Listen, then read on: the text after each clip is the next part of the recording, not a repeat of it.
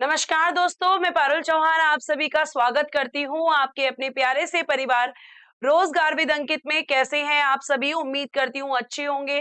जल्दी से आप सभी लाइव आ जाएंगे, सेशन के साथ जुड़ जाएंगे।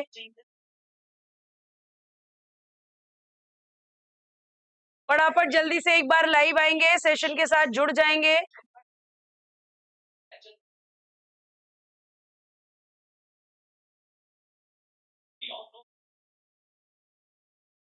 जल्दी से लाइव आ जाइए सारे बच्चे।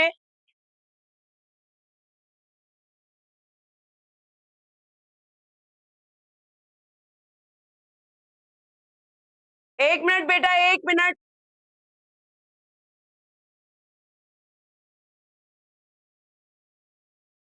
लाइव आइए सभी लोग और मुझे ये बताइए कि क्या आपको मेरी आवाज प्रॉपर आ रही है?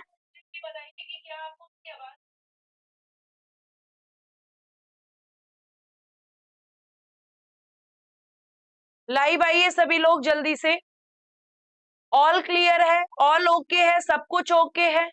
चलिए फिर स्टार्ट कर लेते हैं क्लास को। मनीष, अनुष्का, दिव्यांशी, स्मृता, चंदन, कोमल, पार्थ, अतुल, संध्या, राजेंद्र, कार्तिक, दिव्यांशी, वंदना, उत्तम, अजय, सभी को मेरी तरफ से गुड इवनिंग, नमस्ते, राधे राधे, राम राम, सत श्री अकाल। प्यारे प्यारे बच्चों, कैसे हैं आप सभी? उम्मीद करती हूँ बेहतर होंगे। जल्दी से सारे बच्चे लाइव आ जाएंगे, सेशन को एक बार लाइक एंड शेयर कर देंगे ताकि फिर मैं क्लास को स्टार्ट कर सकूं। बेटा जैसा कि आप जानते हैं, आज है आपका प्रैक्टिस सेट नंबर 6। ठीक है, इसको हम करने वाले हैं। ये आपका प्रैक्टिस सेट नंबर 6 है और इसमें जब हम देखेंगे तो आज की क्लास का आपका जो पहला क्वेश्चन है, ठीक है, वो मैं आपकी स्क्रीन पर लगाने जा रही हूँ। तो देखिएगा, आपकी क्लास का पहला क्वेश्चन है आज का। ये क्वेश्चन देखिएगा, ध्यान से पढ़िएगा बेटा। क्वेश्चन को एक बार, क्वेश्चन को ध्यान से पढ़ेंगे और मुझे बताएंगे इस क्वेश्चन का आंसर क्या होगा। जल्दी से आप लोग यहाँ पे क्वेश्चन को ध्यान से पढ़ेंगे और बताएंगे निम्नलिखित में से कौन सी क्रांतिकारी पत्रिका विदेश में प्रकाशित नहीं हुई थी। तो बच्चों आपका आंसर आ रहा है मेरे पास कि मैम बी हो जाएगा और कुछ बच्चे कह रहे हैं कि डी होगा। आंसर यहाँ पे मुझे मिल रहा है बी और डी। ठीक है, तो बेटा अगर मैं बात करती हूँ तो इस क्वेश्चन का आंसर होगा आपका बी, जिसे आप कहते हैं युगांतर पत्रिका। क्या कहते हैं बेटा आप इसको? युगांतर पत्रिका, यानी कि बी इस प्रश्न का उत्तर है। ध्यान से सुनिएगा। अब इस पत्रिका के संस्थापक कौन थे? तो आप लिखेंगे वारेंद्र कुमार घोष। क्या लिखेंगे आप?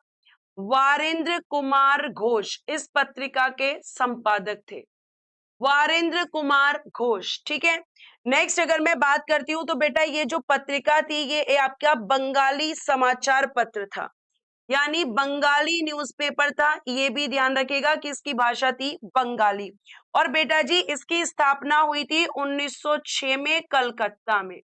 स्थापना हुई थी 1906 1906 में और बेटा जी कलकत्ता में। एक मिनट, 1906 कलकत्ता में इसकी स्थापना हुई थी।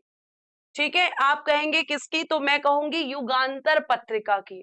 तो आंसर क्या हो जाएगा यहाँ पर? बी। ठीक है, उसके बाद बेटा जी जो बाकी ऑप्शन है जैसे तलवार, तो तलवार आपकी कहाँ की पत्रिका थी? तो विदेशी पत्रिका थी और ये बर्लिन में आपकी शुरू की गई थी। उसको शुरू करने वाले थे वीरेंद्र नाथ चट्टोपाध्याय। नाम लिखिएगा, वीरेंद्र नाथ चट्टोपाध्याय। वीरेंद्र नाथ चट्टोपाध्याय। क्या दिक्कत हो रही है बेटा?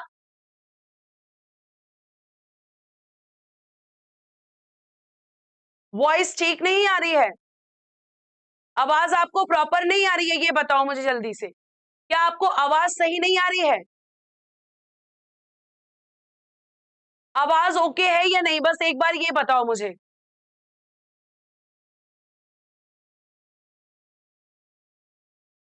ऑल ओके है, फिर क्या दिक्कत है? फिर कहाँ दिक्कत आ रही है? ठीक है, क्वेश्चन बड़ा करने वाली बात है, अगला क्वेश्चन बड़ा करके लगा दूंगी। अब सुन लो, तो इसको किया था वीरेंद्र नाथ चट्टोपाध्याय ने। वीरेंद्र नाथ चट्टोपाध्याय, इन्होंने बेटा जी इसको शुरू किया था। फिर आते हैं हम फ्री हिंदुस्तान। फ्री हिंदुस्तान बेटा वैंकूवर में, वैंकूवर में शुरू की गई थी। किसने शुरू की थी? तारकनाथ दास ने। तारकनाथ दास। और फिर है आपका प्यारे बच्चे इंडियन सोशियोलॉजिस्ट, ये लंदन में श्यामजी कृष्ण वर्मा ने, ये आपका लंदन में शुरू हुआ था और इसको शुरू करने वाले थे श्यामजी कृष्ण वर्मा, श्यामजी कृष्ण वर्मा। आगे आइए, अगला क्वेश्चन आपकी स्क्रीन पर मैं लगा देती हूं। नेक्स्ट, एक मिनट, इससे पहले थोड़े से और न्यूज़पेपर्स हैं जिनके बारे में मैं डिस्कस कर लेती हूं। जैसे अगर मैं आपसे बात करती हूं यहाँ पर कि जो आपके ये न्यूज़पेपर्स हैं, इनमें आपका जो ये क्वेश्चन था कि ये आपके कहां पर थे, तो ये वाला आपका क्वेश्चन था। अब देखिएगा यहाँ पर, ये आपका नेक्स्ट क्वेश्चन है, ठीक है, ये आपका नेक्स्ट क्वेश्चन है। और जब हम इसके बारे में बात करते हैं तो ये क्वेश्चन देखिएगा, जल्दी से मुझे बताइए इस क्वेश्चन का आंसर क्या होगा। जल्दी से बताइए इस क्वेश्चन का आंसर क्या होगा बेटा, फटाफट से एक बार बताएंगे जल्दी से। इस क्वेश्चन का आंसर क्या होगा? बुलंद दरवाजा किस शहर में स्थित है? आंसर आ रहा है मैम डी हो जाएगा, डी डी डी डी सबका आया है, तो बिल्कुल सही है, फतेहपुर सीकरी में है बेटा जी आपका बुलंद दरवाजा। और जब बुलंद दरवाजे की बात होती है, फतेहपुर सीकरी कहां पर पड़ता है? आगरा। तो बेटा आगरा कहां पड़ता है? यूपी में। और इसका निर्माण किसने करवाया था? जल्दी से बताएंगे, निर्माण किसने करवाया, कब करवाया और बेटा जी क्यों करवाया? तो बुलंद दरवाजे का जो निर्माण है उसको करवाने वाला था अकबर। और आप बताएंगे कि कब करवाया था इसका निर्माण? तो बुलंद दरवाजे का निर्माण करवाने वाले थे अकबर, ठीक है, निर्माण करवाया था बेटा जी अकबर ने। और क्यों करवाया था? तो गुजरात विजय के उपलक्ष्य में, गुजरात विजय के उपलक्ष्य में ये निर्माण करवाया गया था। और इसका निर्माण कब करवाया गया था? तो आप लोगों ने आंसर किया है कि मैम इसका निर्माण करवाया गया था आपका 1573 में। अगर आपने 1573 यहाँ पर कमेंट में किया है तो 1573 बिल्कुल सही है बेटा, 1573 में शुरू हुआ था, तो आप लिख सकते हो 1573 में इसके निर्माण कार्य की शुरुआत हो गई थी। फतेहपुर सीकरी जो आप 1575 लिख रहे हो वो निर्माण कार्य पूरी होने की डेट है। तो अगर आप कंफ्यूज ना हो तो आप लिख सकते हो 1573 से 1575 के बीच में, ठीक है, ताकि आप कंफ्यूज ना हो। अब ये जो फतेहपुर सीकरी है ये आगरा से कितनी दूर है? तो बेटा आगरा से 36 किलोमीटर की दूरी पे है, आगरा से 36 किलोमीटर की दूरी पर ये आपको देखने के लिए मिलती है फतेहपुर सीकरी। अच्छा, अगर मैं आपको बताती हूँ कि गुजरात विजय के उपलक्ष्य में इसको बनाया गया था, और आप ये भी ध्यान रखना कि जो फतेहपुर सीकरी है यह एक अर्ध गुंबद है। कैसा है ये? एक अर्ध गुंबद संरचना है, ये भी आपको ध्यान रखना है। अर्ध गुंबद संरचना है, अर्ध गुंबद युक्त दरवाजा है और ये ईरानी शैली में निर्मित है, ईरानी शैली में निर्मित, ये भी ध्यान रखना। और ये भी ध्यान रखना ईरानी शैली में निर्मित है। और बेटा जामा मस्जिद का ये दक्षिणी दरवाजा है, जामा मस्जिद का दक्षिणी दरवाजा, जामा मस्जिद का दक्षिणी दरवाजा, या आप कह सकते हो मुख्य प्रवेश द्वार, दक्षिणी दरवाजा, या ब्रैकेट में लिखेंगे मुख्य प्रवेश द्वार आपका कौन सा है? तो बेटा जी यही है मुख्य दरवाजा, या फिर आप कह सकते हो दक्षिणी दरवाजा इसको कहा जाता है। और किसका? तो आप कहोगे मैम जामा मस्जिद का, जामा मस्जिद का मुख्य प्रवेश द्वार है, गुजरात विजय के उपलक्ष्य में बनाया गया अर्ध गुंबद युक्त आपका दरवाजा है, ईरानी शैली में निर्मित है। नेक्स्ट क्वेश्चन आपकी स्क्रीन पर है। नेक्स्ट है ऑटोमेटेड टेलर मशीन नामक कैश मशीन के विकास का श्रेय भारत में जन्मे किस स्कॉटिश आविष्कारक को दिया जाता है? सीधा पूछा गया है कि जो एटीएम है उसका आविष्कार किसने किया था? एटीएम जिससे आप क्या करते हो, आप जो है डेबिट कार्ड का यूज करके इससे पैसे निकालते हो। तो बच्चा कह रहा है कि जॉन शेफर्ड बैरन, सीधा सीधा बेटा क्वेश्चन पूछा गया है, जॉन शेफर्ड बैरन आंसर करने वाले बच्चे बिल्कुल सही उत्तर कर रहे हैं कि मैम जॉन शेफर्ड बैरन ने। बाकी सब कुछ एटीएम की फुल फॉर्म वगैरह सब कुछ आपकी क्वेश्चन में लिखी हुई है। निम्नलिखित में से किस भाषा को भारत की अनुसूची भाषा का दर्जा प्राप्त नहीं है? आपके यहां से क्या क्या क्वेश्चन बनेंगे? क्वेश्चन बनेगा कि जो भाषाएं हैं वो आपकी किस अनुसूची में है, किस अनुसूची में है, पहला क्वेश्चन। दूसरा, मूल संविधान में कितनी भाषाएं थी? ठीक है, वर्तमान में कितनी भाषाएं हैं, और आपको बताना है कि कौन कौन सी भाषाएं और किस किस संशोधन के द्वारा जोड़ी गई हैं। तो जिन बच्चों ने कहा कि मैम गढ़वाली ये हमारी ऑफिशियल लैंग्वेज नहीं है, कौन कौन सी है वो मैं पूरी की पूरी 22 आपको लिखवाऊंगी। तो बेटा आप किस अनुसूची में है, 8वीं अनुसूची में है। मूल संविधान में भाषाओं की संख्या 14 और वर्तमान में है बेटा जी 22। अब 22 कैसे हुई वो देखो। 21st कॉन्स्टिट्यूशन अमेंडमेंट 1967 में सिंधी भाषा को जोड़ा गया था। किसको जोड़ा गया, सिंधी को। फिर 71 कॉन्स्टिट्यूशन अमेंडमेंट 1992 में नमक को जोड़ा गया था। नमक का मतलब है बेटा जी नेपाली, और म का मतलब है मणिपुरी, और का मतलब है कोंकणी। तो कितनी हो गई, तो मैम ये हो गई हमारे पास 18 भाषाएं, मणिपुरी और बेटा जी कोंकणी। तो ये 18 भाषाएं हो गई।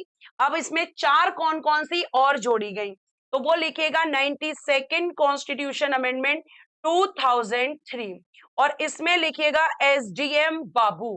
ठीक है, तो S for Santhali, D for Dogri, D for Dogri, M for Maithili, और बेटा जी B फॉर बोडो। कितनी हो गई, B फॉर बोडो। तो ये आपकी टोटल कितनी भाषाएं हो गई, वर्तमान में 22 हो गई। आपको ये ध्यान रखना है।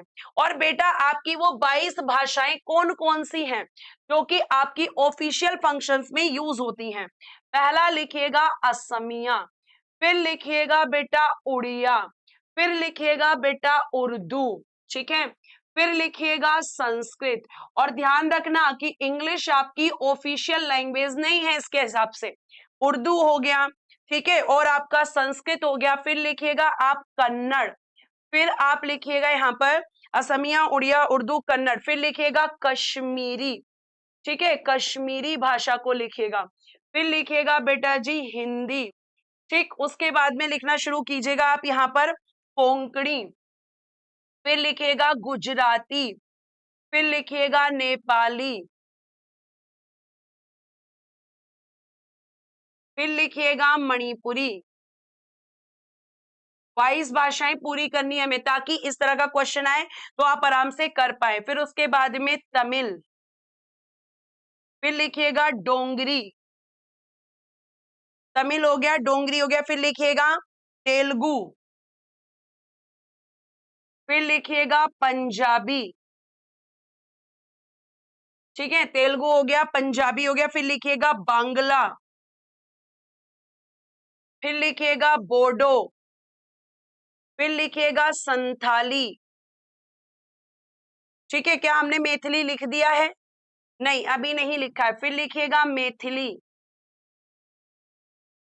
और कौन कौन सी लिखेंगे, एक लिखिएगा यहाँ पर मणिपुरी हमने लिख दिया है, उसके बाद में मराठी, मलयालम, सिंधी, मलयालम सिंधी, ठीक है, ये हो गई आपकी भाषाएं। अब इनको गिन लीजिएगा। अब मैं अगर आपसे कुछ क्वेश्चन पूछूंगी तो आपको उन प्रश्नों के उत्तर देने हैं। बताइए जल्दी से, प्रथम अनुसूची में क्या है, सेकंड में क्या है, थर्ड में क्या है, फोर्थ में क्या है, फिफ्थ में क्या है, सारा रिवाइज करा देती हूँ, सिक्स्थ में क्या है।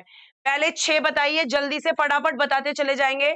कि मैम पहले वाले में अगर हम बात करते हैं तो इसमें भारत के जो राज्य हैं यानी कि स्टेट कितने हैं, 28, और जो यूटीज हैं यानी कि 8, ठीक है। सेकंड में क्या है बेटा जी, तो आप कहोगे सेकंड में मैम वेतन यानी कि सैलरी दे रखी है जो हमारे ऑफिसर्स हैं उनकी। और तीसरे में क्या है, तो मैम शपथ दे रखी है, ओथ दे रखी है। चौथे में क्या दे रखा है, राज्यसभा में सीटों का आवंटन, allotment of seats in Rajya Sabha, allotment of seats in Rajya Sabha, Rajya Sabha में सीटों का आवंटन। पांचवे में दे रखा है एससी और एसटी के जो क्षेत्र हैं, इनके जो एरिया हैं उनका प्रशासन और नियंत्रण, administration and control of SC ST areas, ये आपको ध्यान रखना है। और बेटा छठी में दे रखा है जो एसटी हैं उनके क्षेत्र, ठीक है, जिसमें आपका असम, मेघालय, त्रिपुरा और मिजोरम। ठीक है, असम, त्रिपुरा, मेघालय और मिजोरम, ये आपके यहाँ के जो जनजातीय क्षेत्र हैं, इनका आपका प्रशासन और नियंत्रण इसके अंदर है। ये कौन सी अनुसूची है? छठी। बेटा सब लिखते चले जाओ फर्स्ट से लेकर, और पूरी 12 अनुसूची हम याद कर लेते हैं। उसके बाद में 7वीं अनुसूची में क्या है? तो मैम शक्तियों का विभाजन है, डिवीजन ऑफ पावर्स इसके अंदर दिया गया है। किस किस के बीच में? तो मैम सेंटर और स्टेट के बीच में। जिसमें अगर हम बात करते हैं, एक है आपकी संघ सूची, एक है आपकी राज्य सूची, और एक है बेटा जी समवर्ती सूची। ये 3 लिस्ट है। संघ सूची में 100 विषय हैं, राज्य सूची में बताइए 61 विषय हैं, और समवर्ती सूची में बेटा जी 52 विषय हैं। तो ये आपके यहाँ पर 7वीं अनुसूची में है। कितने कितने विषय हैं बेटा? केवल इसी से क्वेश्चन आ जाता है, कितने कितने विषय हैं, इससे भी प्रश्न बेटा जी बन जाता है। ठीक है, उसके बाद में बहुत बढ़िया 9 में मैम भूमि सुधार है, बिल्कुल सही बात है, लेकिन 9वीं अनुसूची किस संशोधन के द्वारा जोड़ी गई थी ये भी पता होना चाहिए। तो फर्स्ट कॉन्स्टिट्यूशन अमेंडमेंट, प्रथम संविधान संशोधन 1951 के द्वारा जोड़ी गई थी। संशोधन भी आपको पता होना चाहिए कि किस संशोधन के द्वारा कौन सी अनुसूची जोड़ी गई थी। फिर बेटा जी आपका आता है 10वीं अनुसूची, जिसमें दल बदल कानून एंटी डिफेक्शन लॉ है, और इसमें 52 कॉन्स्टिट्यूशन अमेंडमेंट 1985 है। और बेटा जी एक है आपकी 11वीं अनुसूची, जिसमें बेटा पंचायत है, और इसके लिए 73वां संविधान संशोधन 1992 किया गया है। ठीक है, 73वां संविधान संशोधन 1992। उसके बाद बेटा जी अगर हम बात करते हैं, तो आप कहोगे कि इसमें है आपकी 12वीं अनुसूची, जिसके अंदर है आपकी नगर पालिका यानी म्युनिसिपैलिटी, और ये है आपका 74वां संविधान संशोधन 1992। ये दोनों लागू हुए थे 1993 से। तो ये आपकी पूरी की पूरी 12 अनुसूचियां, भले ही टाइम लग रहा है प्रश्न में, लेकिन आपके सामने पूरी अनुसूचियों का रिवीजन हो गया। निम्नलिखित में से कौन सा आश्रम महात्मा गांधी जी द्वारा स्थापित नहीं किया गया था? ये क्वेश्चन यहाँ पे पूछा गया है। तो वो कौन सा आश्रम है जिसे महात्मा गांधी जी ने स्थापित नहीं किया था, बल्कि किसी और व्यक्ति ने किया था? इन चारों ऑप्शन में से एक ऑप्शन ऐसा है। ठीक है, बताइए जल्दी से बेटा इस क्वेश्चन का आंसर क्या होगा?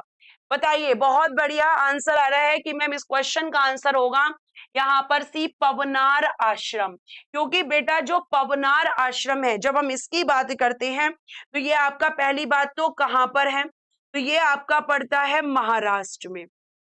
कहां पर पड़ता है? महाराष्ट्र में है। और इसके जो संस्थापक हैं उनका नाम है आचार्य विनोबा भावे। संस्थापक का नाम क्या है? आचार्य विनोबा भावे। ठीक है, विनोबा भावे, ये इनका नाम है। और बेटा जी यहां से इस पवनार आश्रम से क्या शुरू हुआ था? व्यक्तिगत सत्याग्रह। इस पवनार आश्रम से क्या शुरू किया गया था?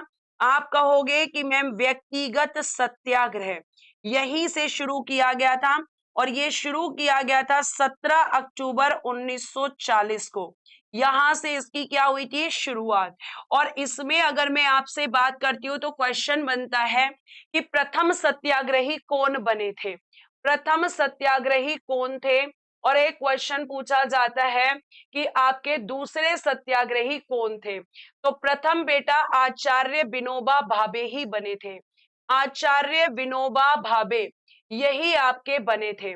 और जो सेकंड आपके बने थे वो बने थे पंडित जवाहरलाल नेहरू जी, इसमें दूसरे सत्याग्रही थे। आचार्य विनोबा भावे की जब आप बात करोगे तो आचार्य विनोबा भावे ने 1951 में चलाया था भूदान आंदोलन। भूदान आंदोलन चलाया था बेटा।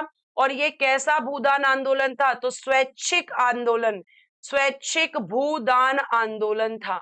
स्वैच्छिक भूदान मतलब अगर आपके पास ज्यादा भूमि है तो आप अपनी मर्जी से क्या कर सकते हो, किसी ऐसे व्यक्ति को जिसके पास बिल्कुल जमीन नहीं है उसे जमीन दे सकते हो। अब बात आती है कि ये कहां से चला था, तो ये आपका चला था पोचमपल्ली। ठीक है, पोचमपल्ली जो वर्तमान में कहां पड़ता है, तेलंगाना में। लेकिन जब इसकी शुरुआत हुई थी तो ये कहां पर था, आंध्र प्रदेश में। लेकिन आज आपका जो पोचमपल्ली है वो कहां पर पड़ता है, तो वो पड़ता है मैम हमारा तेलंगाना के अंदर। तो पोचमपल्ली गांव से विनोबा भावे जी ने इसकी शुरुआत की थी। ये क्वेश्चन कई एग्जाम्स में पूछा गया है। अगला क्वेश्चन मैं आपकी स्क्रीन पर लगाती हूं और आप मुझे बताएंगे निम्नलिखित में से कौन सा ऑपरेटिंग सिस्टम नहीं है। निम्नलिखित में से कौन सा ऑपरेटिंग सिस्टम नहीं है बेटा, क्या वो एंड्रॉयड है, क्या वो उबंटू है, क्या वो मिंट है, क्या फिर वो आपका यहाँ पर टैली है। इनमें आंसर आप लोगों ने मुझे बताया कि मैम इस क्वेश्चन का आंसर होगा टैली, क्योंकि टैली क्या है, टैली एक सॉफ्टवेयर है जो अकाउंटिंग से संबंधित है। क्या है, टैली मैम एक सॉफ्टवेयर है। और इस सॉफ्टवेयर का संबंध किससे होता है, इस सॉफ्टवेयर का संबंध बेटा अकाउंटिंग से होता है, अकाउंटिंग से होता है। ठीक है, इसीलिए कहा जाता है कि जो लोग अकाउंट से होते हैं उनको क्या कर लेना चाहिए, उनको टैली का कोर्स जरूर कर लेना चाहिए। ठीक है, आगे आइए, अगला क्वेश्चन आपकी स्क्रीन पर, सार्क का विस्तृत रूप क्या है, सार्क का विस्तृत रूप क्या है, ये क्वेश्चन आपसे पूछा गया है। बेटा सार्क की स्थापना की अगर हम बात करते हैं तो सार्क की स्थापना हुई थी 8 दिसंबर 1985 को। और ये कहां पर स्थापित हुआ था, तो बेटा स्थापित हुआ था ढाका बांग्लादेश के अंदर।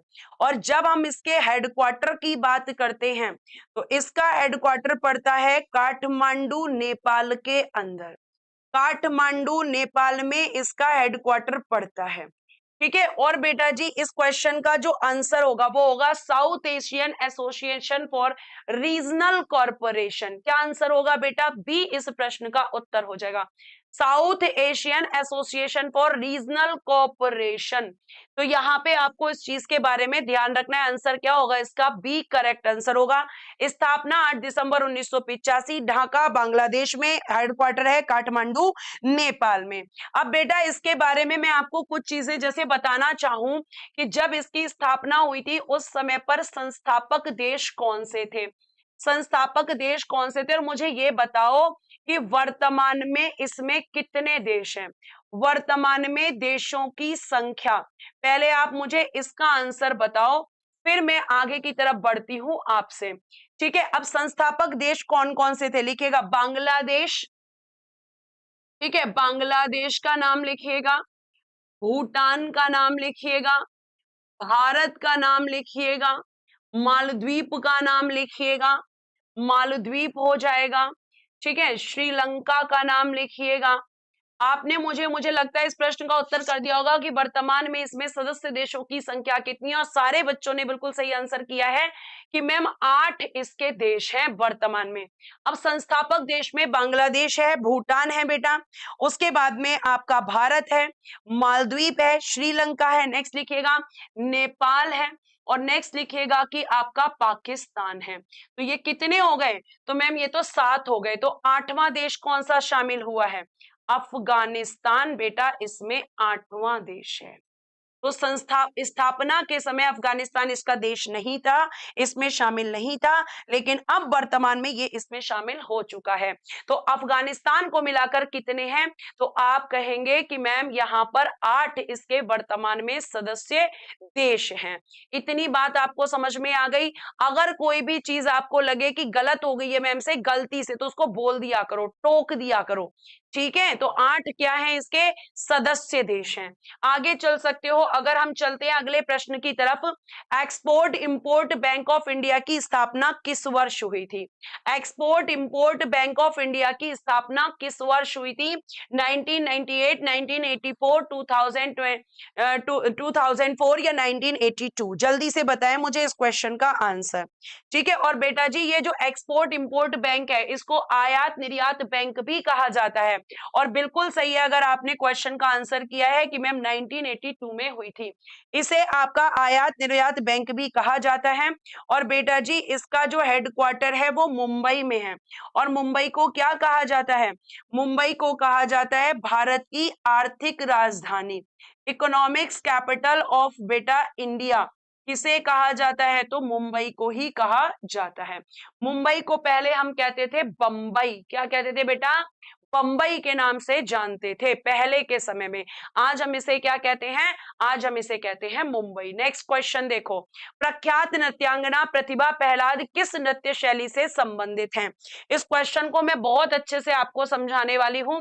जल्दी से मुझे ये बताइए कि इस क्वेश्चन का आंसर क्या हो जाएगा। ठीक है, बताइए जल्दी से इस क्वेश्चन का आंसर। ठीक, अब यहाँ पे आंसर आना शुरू हो रहा है मेरे पास कि मैम बी हो जाएगा, कुछ कह रहे हैं सी हो जाएगा और कुछ कह रहे हैं ए हो जाएगा। तो बेटा जिसने बोला है भरतनाट्यम, जिसने बोला है भरतनाट्यम, सबसे पहले तो ये भरतनाट्यम क्या है? तमिलनाडु का शास्त्रीय नृत्य है। आप मुझे यहाँ पे बताएंगे कि अगर मैं आपसे बोलूं कि शास्त्रीय नृत्य, और ये आप ये भी जानते हैं कि ये सबसे पुराना शास्त्रीय नृत्य है, सबसे पुराना यानी ओल्डेस्ट, आप कह सकते हो ओल्डेस्ट क्लासिकल म्यूजिक है ये। और बेटा आपको मैं ये भी बता दूं कि जो भरतनाट्यम है इसके बारे में मैं आपको कुछ पॉइंट्स बताऊंगी कि भरतनाट्यम का पुराना नाम क्या है। पुराना नाम बेटा जी इसका सादिर है और इसीलिए इसे कई बार सादिर अट्टम के नाम से भी जानते हैं। इसका अन्य नाम क्या है? तो बेटा इसका अन्य नाम है दासी अट्टम। ठीक है, और क्यों कहते हैं? क्योंकि ये दासियों के द्वारा किया जाने वाला नृत्य है। तो दासी अट्टम और बेटा अग्नि नृत्य, ये दोनों इसी के नाम है। और क्या है बेटा जी? अग्नि नृत्य, ये दोनों किसके नाम है? इसी के नाम है। ये सारी चीजें आपको ध्यान रखनी है। ठीक है, ये किसके नाम है? इसी के नाम है। बफरिंग हो रही है क्या? 1 मिनट 1 मिनट 1 मिनट 1 मिनट रुक जाइए।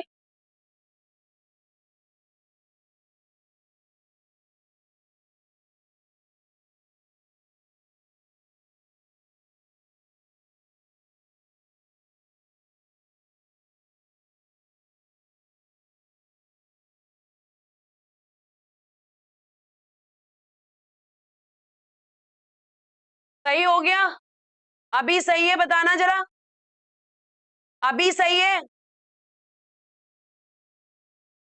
बफरिंग हो रही है या सही है? ठीक है, ऑल ओके है, चल सकती हैं। चलो फिर देखो यहाँ पे, इसे क्या कहते हैं? दासी अट्टम या अग्नि नृत्य के नाम से जाना जाता है। आगे सुनिएगा बेटा, अगर मैं इसके बारे में बात करती हूं तो आपको दिखे तो आप कहोगे कि इसके 6 भाग होते हैं, जिसमें से एक क्वेश्चन आता है कि इसकी शुरुआत किसके साथ होती है। तो बेटा इसकी शुरुआत होती है आला रिपू से। शुरुआत किससे होती है? आला रिपू से इसकी शुरुआत होती है। एक होता है इसमें जाति स्वरम, एक होता है इसमें शब्दम, एक होता है इसमें वर्णम। ठीक है, एक होता है इसमें वर्णम, एक होता है बेटा पदम और एक होता है तिल्लाना। एक होता है पदम और एक होता है तिल्लाना। और बेटा जो तिल्लाना होता है, ये क्वेश्चन पूछा गया है, ये इसका अंतिम भाग होता है। तो आपका शुरुआती भाग कौन सा होता है? आला आला रिपू, और आपका अंतिम भाग कौन सा होता है? तिल्लाना। ये आपको ध्यान रखना है। 1910 में क्या किया गया था? इस पर ब्रिटिश सरकार द्वारा प्रतिबंध लगाया गया था। ब्रिटिश सरकार द्वारा प्रतिबंध इस डांस पर लगा दिया गया था। ये क्वेश्चन भी एग्जाम में पूछा जा चुका है कि ब्रिटिश सरकार द्वारा किस नृत्य पर प्रतिबंध लगाया गया था। तो आप कहोगे कि मैम इस पर ही लगाया गया था, भरतनाट्यम पर। अब इसमें आपके भरतनाट्यम में और कौन कौन है? तो बेटा जी यामिनी कृष्ण मूर्ति, ये भरतनाट्यम से संबंधित हैं। यामिनी कृष्ण मूर्ति का संबंध किससे है? भरतनाट्यम से है। टी बाला सरस्वती का संबंध है। ठीक है, सोनल मानसिंह का संबंध है। टी बाला सरस्वती इनका संबंध है। और बेटा जी सोनल मानसिंह, और किसका संबंध है? सोनल मानसिंह का संबंध भी आपका भरतनाट्यम से है। अब इसी बात पे आप मुझे बताओ कि शास्त्रीय नृत्यों की कितनी संख्या है। शास्त्रीय नृत्य कितने हैं आपके, क्लासिकल डांस आपको जानना है। और क्लासिकल डांस के बारे में आपको ये जानना है कि कौन कौन इससे संबंधित है। Total number of classical dance कितने हैं, आप कुछ कहेंगे 8 और कुछ कहेंगे 9। बेटा देखो, आपका एक इनमें अर्धशास्त्रीय नृत्य है, ठीक है, अर्धशास्त्रीय नृत्य ये आपका है। और इसको मिलाकर बहुत सारे बच्चे कह रहे होंगे कि मैम इनकी संख्या आपके संस्कृति मंत्रालय के हिसाब से 9 हो चुकी है। ठीक है, आपका नौवा है ये, और इसका नाम है छऊ। ठीक है, और जो आपके शास्त्रीय नृत्य हम कहेंगे, तो एक आपने पढ़ा भरतनाट्यम, जो कहाँ होता है, तमिलनाडु में, डिस्कस कर चुके हैं। एक होता है बेटा कुचिपुड़ी, और ये कहाँ होता है, तो आप कहोगे मैम आंध्र प्रदेश के अंदर होता है, आंध्र प्रदेश में होता है। एक होता है बेटा कथक, ये आपका यूपी में होता है। एक होता है बेटा कथकली, और एक होता है मोहिनी अट्टम। ये दोनों कहां पर होते हैं, तो आप कहोगे मैम केरल में होते हैं। मोहिनी अट्टम कहां पर होते हैं, दोनों केरल के अंदर होते हैं। एक होता है बेटा आपका जो है मणिपुरी, ये कहां पर होगा, नाम से ही पता चल रहा होगा, मणिपुर में होगा। एक होता है आपका ओडिसी, तो वो कहां पर होगा, ओडिशा में होगा, ओडिसी, तो ये कहां पर होगा, ओडिशा में। और बेटा जी एक होता है आपका सतरिया, और सतरिया कहां पर होता है, 1 मिनट, एक होता है बेटा आपका, ध्यान रखिएगा, एक होता है आपका सतरिया, 1 मिनट,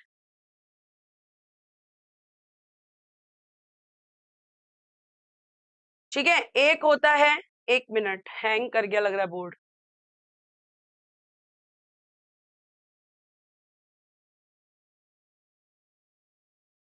ठीक है, हो गया। एक होता है सतरिया, और ये कहां पर होता है, असम में। तो गिनकर देख लो कितने हो गए, 1 2 3 4 5 6 7 8, ये आपके डांस हो गए। ठीक है, और इसमें सबसे नया आपका कौन सा है, सतरिया। अगला क्वेश्चन, निम्नलिखित में से कौन सा क्रांतिकारी संगठन अनुशीलन समिति से संबंधित नहीं है।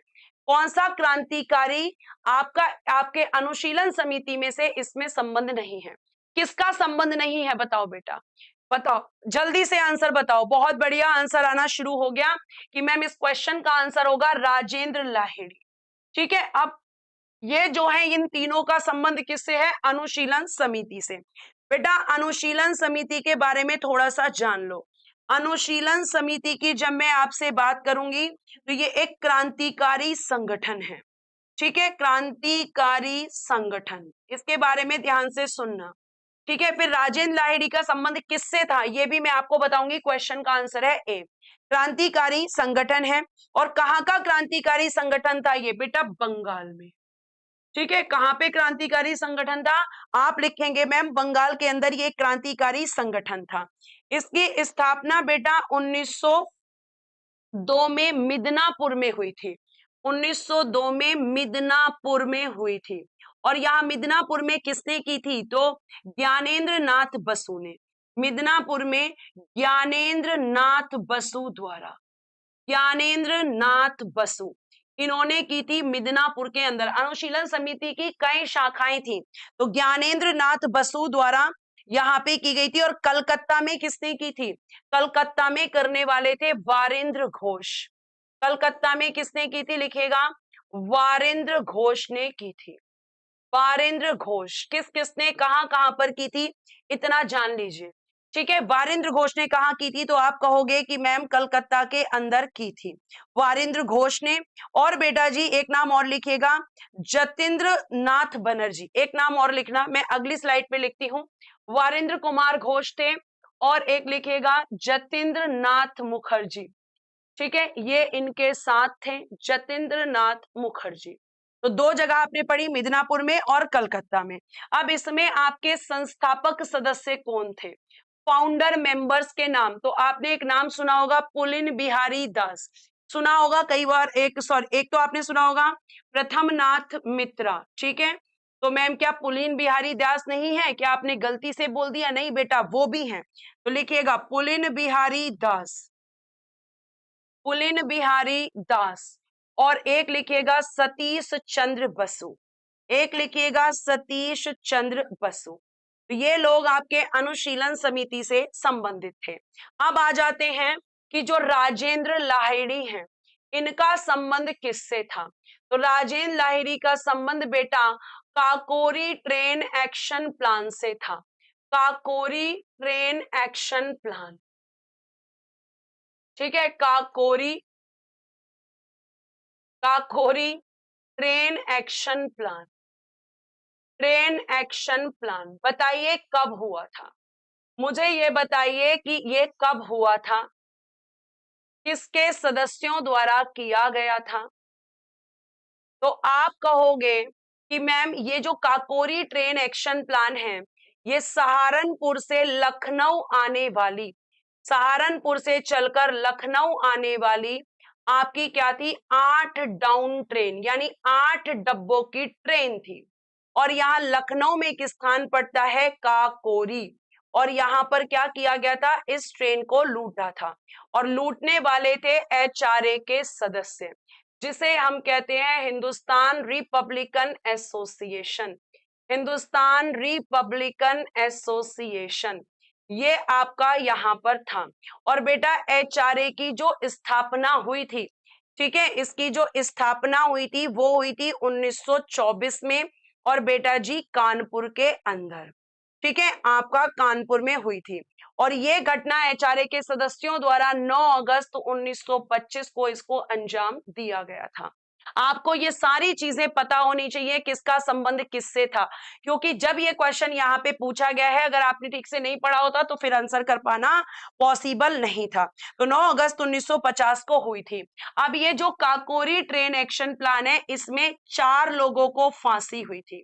4 लोगों को फांसी, जिसमें आपके कौन कौन शामिल थे? तो एक तो आपके राम प्रसाद बिस्मिल जी शामिल थे, राम प्रसाद बिस्मिल जी को हुई थी। ठाकुर रोशन सिंह जी को हुई थी, ठाकुर रोशन सिंह जी, ठीक है, इनको हुई थी।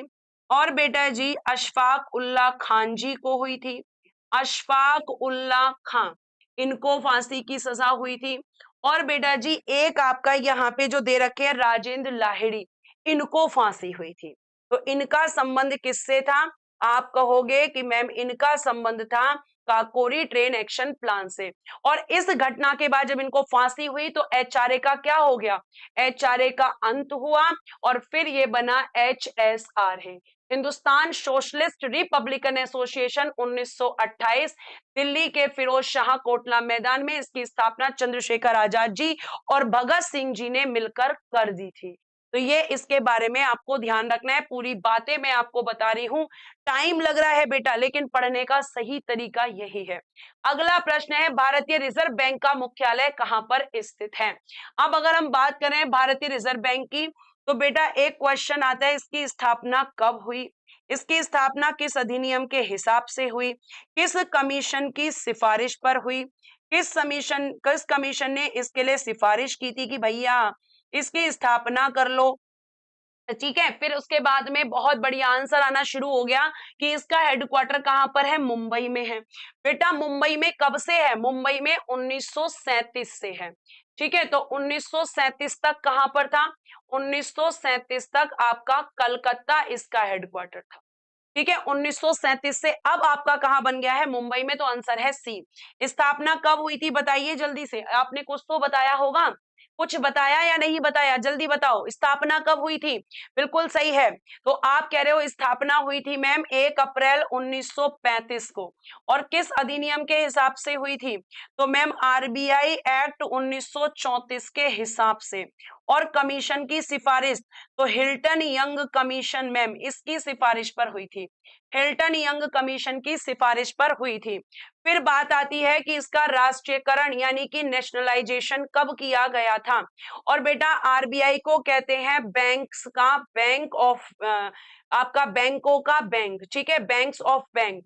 इसे क्या कहते हैं? ये एक सेंट्रल बैंक है और इसे कहा जाता है बैंकों का बैंक। ये भी ध्यान रखना, ये कैसा बैंक है? तो बेटा जी ये एक सेंट्रल बैंक है, ये एक केंद्रीय बैंक है और आपने मुझे बता दिया होगा कि इसका नेशनलाइजेशन 1 जनवरी 1949 को किया गया था। क्या आपने मुझे इस प्रश्न का सही सही उत्तर दिया है कि नेशनलाइजेशन कब किया गया था? तो 1 जनवरी 1949 को किया गया था। अगर मैं बोलूं कि आरबीआई के आपके फर्स्ट आपके गवर्नर कौन थे, तो आप मुझे बताओगे कौन थे।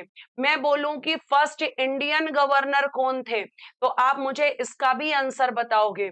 और मैं अगर पूछूं कि वर्तमान में गवर्नर कौन है, तो आप मुझे इसका भी आंसर बताओगे। तो बेटा फर्स्ट गवर्नर था आपका ऑसबर्न स्मिथ, जो कि एक अंग्रेज था। ऑसबर्न स्मिथ बेटा इसका यहाँ पर गवर्नर बना था। और इंडियन गवर्नर बने थे आपके पहले सीडी देशमुख साहब जी। और बेटा जी वर्तमान में इसके गवर्नर है संजय मल्होत्रा जी। कौन है बेटा? संजय मल्होत्रा जी आरबीआई के गवर्नर हैं। क्या आपको इतनी बातें सारी समझ में आ गई हैं? क्या आपने इतना सब कर लिया है? अगर कर लिया है तो एक बार जल्दी से अपनी स्माइली के साथ रिस्पॉन्स दे दो कि क्लास कैसी लग रही है। भैया रिस्पॉन्स लेना बड़ा जरूरी है, कहीं ऐसा तो नहीं कि आपको क्लास में मजा ही नहीं आ रहा है, ऐਵੇਂ ही बैठे हुए हो। जल्दी से बताओ मुझे, एक बार रिस्पॉन्स दे दो, जल्दी से रिस्पॉन्स लेना। रोना नहीं है, रो क्यों रहे हो भैया? पढ़ा मैं रही हूं, तुम्हें बस पढ़ना है। रोने की क्या बात है? रो काहे रही हो भाई? रोने की क्या जरूरत है तुम्हें? ठीक है, रो मत भाई। अपने दुख को कंट्रोल करो, अपनी भावनाओं को कंट्रोल करो। निम्नलिखित में से कौन सी योजना वर्ष 2006 में शुरू की गई थी? बेटा जी किस योजना को 2006 में शुरू किया गया था, जबकि उसका जो अधिनियम है, जो एक्ट है, वो 2005 में आ गया था, लेकिन उसे शुरू कब किया गया था? 2006 में। तो वो कौन सी थी? तो आप कहोगे Mahatma Gandhi National Rural Employment Guarantee Scheme, जिसे हम मनरेगा के नाम से जानते हैं। और मनरेगा में क्या होता है? तो 100 दिन के काम की गारंटी बेटा जी इसमें मिलती है।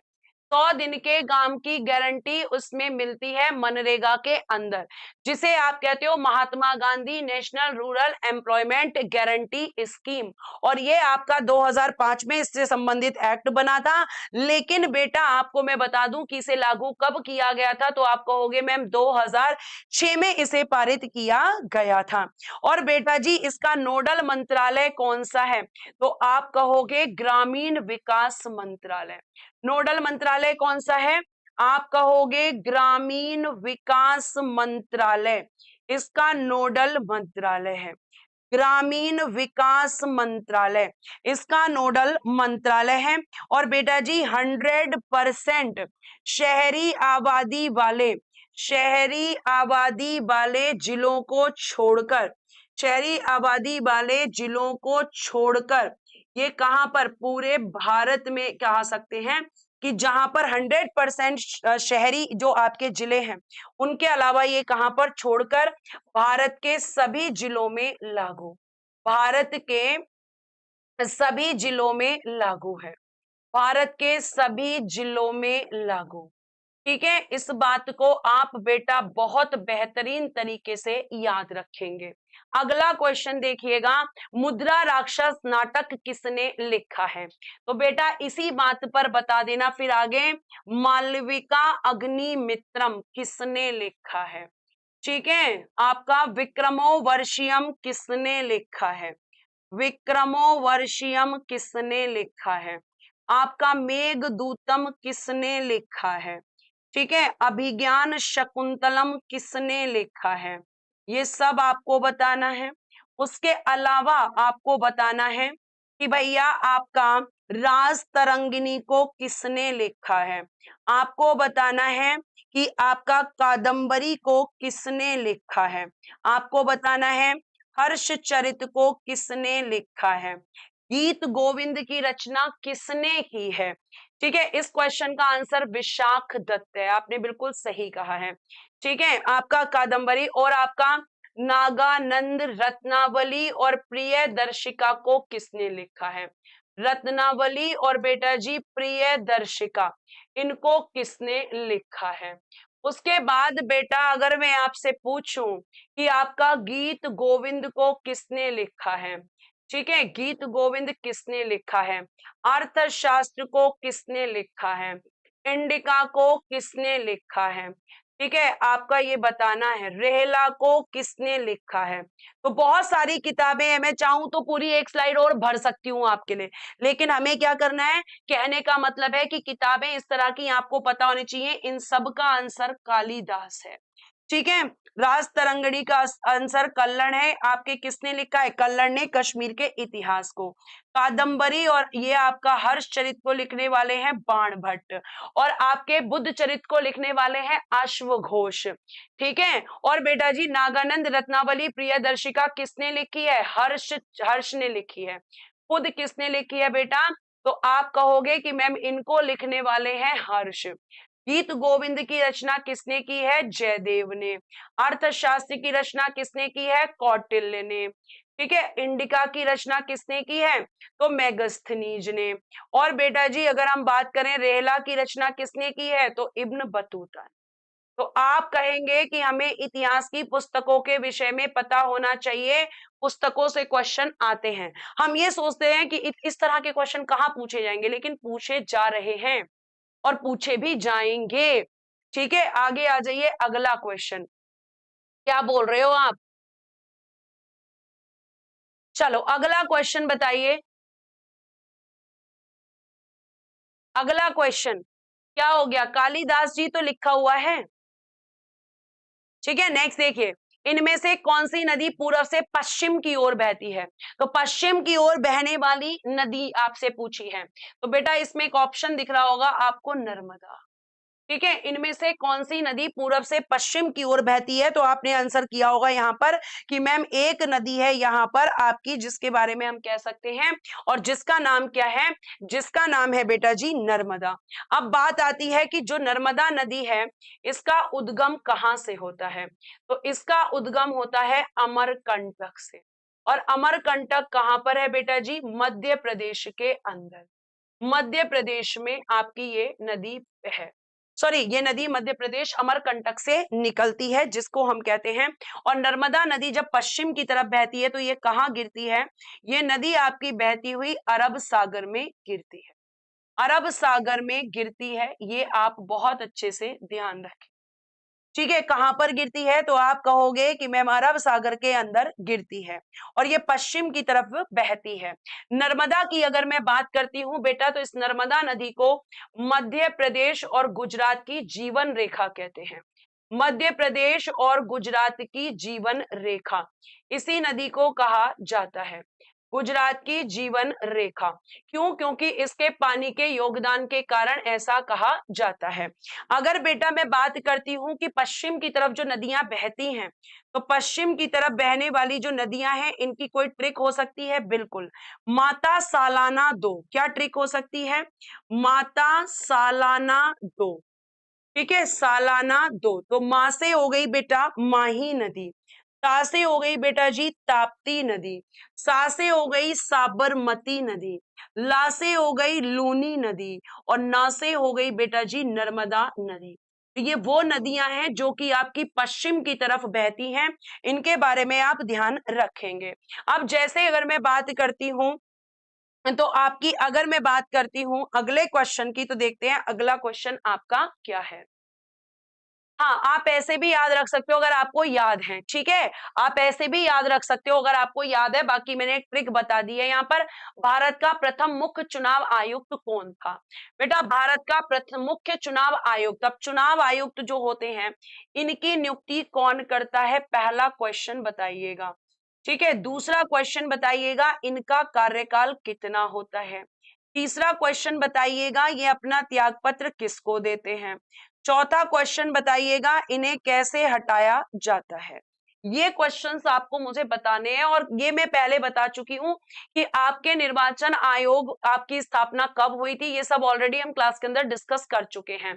तो सुकुमार सेन जी बिल्कुल सही है कि मैम ये जो है आपके निर्वाचन आयोग के प्रथम मुख्य निर्वाचन आयुक्त थे। इनकी नियुक्ति कौन करते हैं, राष्ट्रपति करते हैं, लेकिन आपको मैं बता दूं किस पर, एक समिति होती है और समिति की सिफारिश पर करते हैं। इनका कार्यकाल 6 वर्ष या 65 वर्ष की आयु जो भी पहले पूरा हो जाता है उस आधार पर खत्म होता है। ये अपना त्यागपत्र राष्ट्रपति को देते हैं। और इन्हें कैसे हटाया जाता है? तो हटाने का बेटा आधार होता है, लिखिएगा, दो होते हैं। पहला होता है सिद्ध कदाचार यानी कि प्रूव्ड मिसबिहेवियर, और एक होता है बेटा असमर्थता यानी कि इनकैपेसिटी। और इन आधारों पर आपकी जो संसद है, ठीक है, इन आधारों पर आपकी जो संसद है वो इनको क्या कर सकती है? संसद 2/3 बहुमत से प्रस्ताव पारित करके हटा सकती है। बहुमत से प्रस्ताव पारित करके हटा सकती है। ठीक है, तो संसद के द्वारा इनको हटाया जाता है और इनको हटाने से संबंधित प्रस्ताव संसद के किसी भी सदन में आ सकता है। इसी बात पे मुझे बताओ कि प्रथम महिला मुख्य चुनाव आयुक्त कौन थी? प्रथम महिला मुख्य चुनाव आयुक्त कौन थी? मुझे ये बताना। चुनाव आयोग पहली बार बहुसदस्यीय निकाय कब बना? पहली बार बहुसदस्यीय निकाय यानी कि मल्टी मेंबर बॉडी, इसे पहली बार कब बनाया गया था? बहुसदस्यीय निकाय कब बना था? और बेटा जी आप मुझे बताना कि वर्तमान में इसमें कितने सदस्य आपको देखने के लिए मिलते हैं। कुल सदस्य आपको बताने हैं, तो आपने मुझे बता दिया होगा कि प्रथम महिला थी बी.एस. रमा देवी। कौन थी बेटा? बी.एस. रमा देवी थी। और चुनाव आयोग को बहुसदस्यीय निकाय पहली बार 1989 में बनाया गया था। और वर्तमान में इसमें कुल 3 सदस्य हैं, 1+2। एक होते हैं आपके चीफ इलेक्शन कमिश्नर और 2 होते हैं आपके अदर इलेक्शन कमिश्नर। तो आपके 3 इसमें टोटल सदस्य हैं। और आप जो है यहाँ पे इस प्रश्न को ध्यान रखेंगे। अब इसी बात पे मुझे बता दो कि वर्तमान में आपके मुख्य चुनाव आयुक्त कौन है? इस क्वेश्चन का आंसर मैं नहीं दूंगी, इस क्वेश्चन का आंसर आप दोगे। वर्तमान में आपके मुख्य चुनाव आयुक्त कौन है? आंसर आना शुरू हो गया है कि जब हमसे अगर पूछा जाएगा कि वर्तमान में कौन है, तो वर्तमान में मैम ज्ञानेश कुमार है। वर्तमान में कौन है? ज्ञानेश कुमार है, जो कि आपके 26वें नंबर के 26 नंबर के आपके election commissioner, chief election commissioner है। 26 नंबर के अगला प्रश्न आपकी स्क्रीन पर। कौन सी नदी लंदन से होकर बहती है? भाई कौन सी नदी लंदन से होकर बहती है? अगर मैं हडसन की बात करती हूं तो ये न्यूयॉर्क से होकर बहती है। तो एक आंसर तो कट हो गया। थेम्स की हम बात करते हैं तो मैम यही तो आंसर है जो लंदन से होकर बहती है। राइन की अगर हम बात करते हैं तो राइन नदी कहां से बहती है? ये जर्मनी से बहती है। और पोटोमैक नदी की बात करते हैं तो ये कहां से होकर बहती है? तो वॉशिंगटन यूएसए से होकर बहती है। ठीक है, कहां से बहती है? Washington USA. ये आपकी पोटोमैक नदी आपकी यहां से फ्लो करती है। तो आंसर क्या था बेटा? आपका आंसर हो जाएगा मैम यहाँ पर बी। नेक्स्ट क्वेश्चन आ जाओ। राष्ट्रीय समुद्र विज्ञान संस्थान का मुख्यालय कहां पर स्थित है? राष्ट्रीय समुद्र विज्ञान संस्थान का मुख्यालय कहां पर स्थित है? जल्दी से मुझे इस प्रश्न का उत्तर चाहिए, जल्दी से मुझे बताइएगा इस क्वेश्चन का आंसर। उसके साथ मुझे बताइएगा कि यूएन का हेडक्वार्टर कहां पर है, इसकी स्थापना कब हुई थी। उसके बाद मुझे बताइएगा कि वर्ल्ड बैंक की स्थापना कब हुई थी और इसका हेडक्वार्टर कहां पर है। मुझे ये भी बताइएगा डब्ल्यूटीओ की स्थापना कब हुई थी और इसका हेडक्वार्टर कहां पर है। तो अगर आपने इसका आंसर किया है गोवा, तो आपने बिल्कुल सही किया है, क्योंकि गोवा में राष्ट्रीय समुद्र विज्ञान संस्थान का मुख्यालय स्थित है। और बेटा जी अगर मैं बात करती हूँ तो इसकी स्थापना हुई थी 1 जनवरी 1966 को। स्थापना कब हुई थी? 1 जनवरी 1966 को। अब आ जाते हैं, यूएन का मतलब है यूनाइटेड नेशन। इसकी स्थापना हुई थी 24 अक्टूबर 1945 को। ठीक है, 24 अक्टूबर 1945 को। और बेटा जी इसका हेडक्वार्टर पड़ता है न्यूयॉर्क में। इसका हेडक्वार्टर कहां पर है? न्यूयॉर्क के अंदर इसका हेडक्वार्टर आपको देखने के लिए मिलेगा। वर्ल्ड बैंक की अगर हम बात करते हैं तो बेटा इसकी स्थापना 1944 में ब्रेटन वुड्स सम्मेलन के दौरान, ब्रेटन वुड्स सम्मेलन के दौरान हुई थी। और आप सबको पता है कि जो आपका यहाँ पे वर्ल्ड बैंक है इसका हेडक्वार्टर कहां पर है? तो बताइए जल्दी से, वर्ल्ड बैंक का हेडक्वार्टर कहां पर है? तो आप बताएंगे वर्ल्ड बैंक का हेडक्वार्टर कहां पर है? वॉशिंगटन डीसी में मैम इसका हेडक्वार्टर है। Very good, Washington DC. Washington DC में इसका हेडक्वार्टर है, जो कहां पड़ता है, यूएसए में। वर्ल्ड ट्रेड ऑर्गेनाइजेशन, विश्व व्यापार संगठन की जब हम बात करते हैं, डब्ल्यूओटीओ की, तो बेटा इसकी स्थापना हुई है 1 जनवरी 1995 को। और इसका हेडक्वार्टर कहां पड़ता है, इसका हेडक्वार्टर पड़ता है बेटा जी जेनेवा के अंदर। इसका हेडक्वार्टर कहां पर है, तो आप कहोगे इसका हेडक्वार्टर मैम पड़ता है जेनेवा के अंदर। अब मैं यहाँ पे आपसे कुछ और हेडक्वार्टर्स पूछ लेती हूँ, जैसे यहाँ स्पेस है, जैसे आपका मैं पूछूं आईएमएफ, तो बेटा जी आईएमएफ की आप लिखेंगे कि स्थापना हुई थी 1945 में। इंटरनेशनल मॉनेटरी फंड इसकी फुल फॉर्म होती है, इंटरनेशनल मॉनेटरी फंड, और इसका भी हेडक्वार्टर कहां पर है, तो आप कहेंगे वॉशिंगटन डीसी, इसका भी हेडक्वार्टर है। उसके बाद एक है आपका यूरोपीय यूनियन, ईयू लिखते हैं इसको, यूरोपीय यूनियन, इसकी स्थापना हुई थी 1993 में। अब मुझे ये बता दो कि इसका हेडक्वार्टर कहां पर है, यूरोपीय यूनियन का हेडक्वार्टर कहां पर है, वेरी गुड, इसका हेडक्वार्टर पड़ता है मैम ब्रुसेल्स बेल्जियम में। कहां पड़ता है, ब्रुसेल्स बेल्जियम के अंदर इसका हेडक्वार्टर देखने के लिए मिलता है। ब्रुसेल्स बेल्जियम में इसका हेडक्वार्टर देखने के लिए मिलता है। क्या ये बात आपको समझ में आ रही है? ब्रुसेल्स बेल्जियम के अंदर इसका हेडक्वार्टर देखने के लिए मिलता है। यूरोपीय यूनियन का अगला क्वेश्चन आपकी स्क्रीन पर है। ब्रुसेल्स बेल्जियम यूरोपीय यूनियन स्थापना हुई थी बेटा 1993 में। अगला क्वेश्चन आपकी स्क्रीन पर है, जल्दी से देखेंगे अगला क्वेश्चन। नेक्स्ट है, यूरोप का व्यस्ततम समुद्री बंदरगाह कौन सा है? यूरोप का आपका व्यस्ततम समुद्री बंदरगाह कौन सा है, क्वेश्चन नंबर 18। तो यहाँ पे आंसर आ रहा है सी। और बेटा ये जो रॉटरडैम आपका जो बंदरगाह है, अगर हम इसकी बात करते हैं तो ये राइन नदी पर और नीदरलैंड में है। लिखिएगा राइन नदी और बेटा जी नीदरलैंड ये पोर्ट आपको देखने के लिए मिलता है। अब यहाँ पे बाकी ऑप्शन है, जैसे एक ऑप्शन दे रखा है ले हावरे, तो ये आपका कहाँ पड़ता है, ये आपका फ्रांस में है। फिर एक दे रखा है एंटवर्प, एक दूसरा क्या दे रखा है एंटवर्प, तो ये पड़ता है आपका बेल्जियम में। और एक ऑप्शन दे रखा है साउथहैम्पटन, तो ये आपका पड़ता है इंग्लैंड। ये आपका कहां पर है, तो आप कहोगे इंग्लैंड में।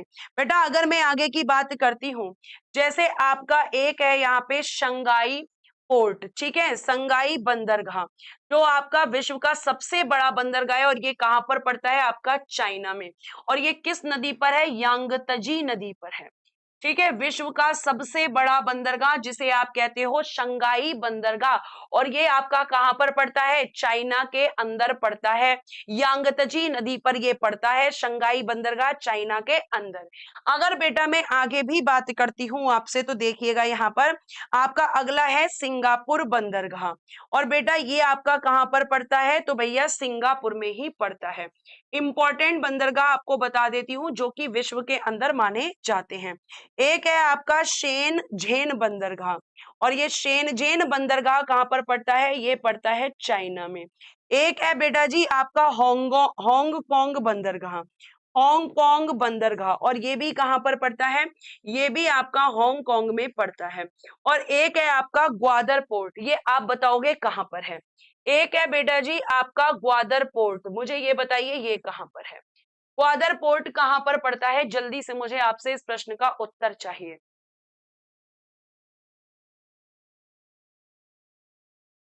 क्या ग्वादर पोर्ट की स्थापना कहां पर हुई थी, तो आप कह रहे हो कि इस क्वेश्चन का आंसर होगा पाकिस्तान। ठीक है, पाकिस्तान। चलो जल्दी से मैं नेक्स्ट क्वेश्चन लगाती हूं, आप नेक्स्ट क्वेश्चन देखिए।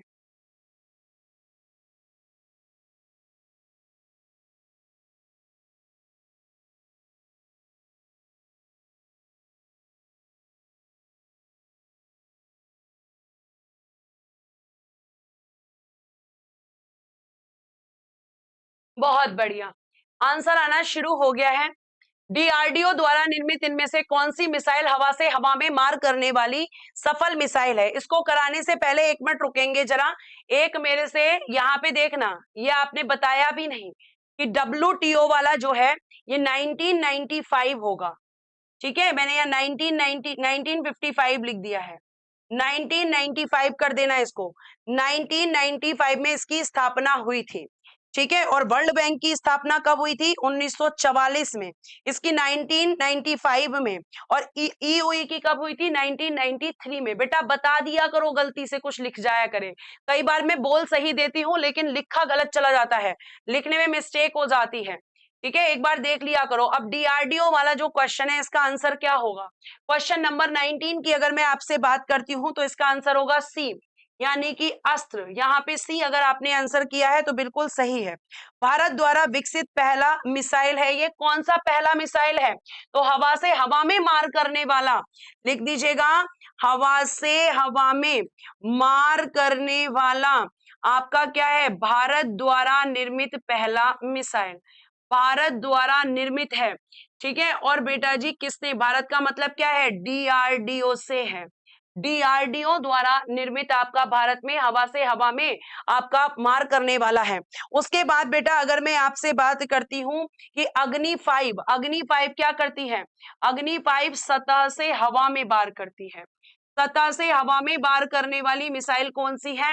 आप कहोगे अग्नि 5 है। और ये कैसी मिसाइल है? तो बेटा ये एक बैलिस्टिक मिसाइल है। कैसी मिसाइल है ये? ये एक बैलिस्टिक मिसाइल है, ठीक है बेटा, बैलिस्टिक मिसाइल, ये आपको ध्यान रखना है। उसके बाद बेटा अगर मैं बात करती हूँ आकाश, तो आकाश यहाँ पे एक मिसाइल दे रखी है। और आकाश क्या करती है? सतह से, ये भी हवा में वार करती है, सतह से हवा में वार करती है, ये भी आपकी मिसाइल। तो दो हो गई, अग्नि वाली सतह से हवा में, आकाश सतह से हवा में।